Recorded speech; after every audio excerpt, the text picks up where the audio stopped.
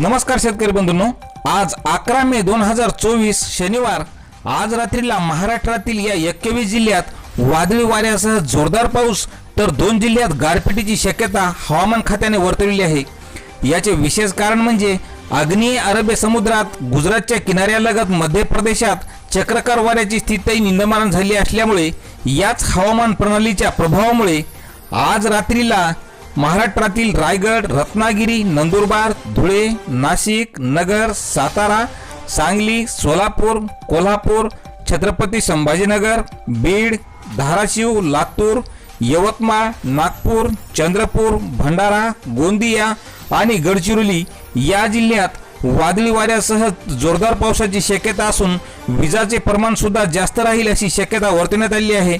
तर पुणे आणि घाटमाथ्यावर गारपिटीची शक्यता हवामान खात्याने वर्तवलेली आहे।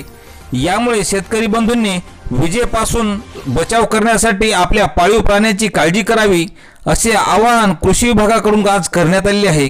तर शेतकरी मित्रांनो, अशीच हवामानाची प्रत्येक बातमी पाहण्यासाठी चॅनलला सबस्क्राइब करा। धन्यवाद।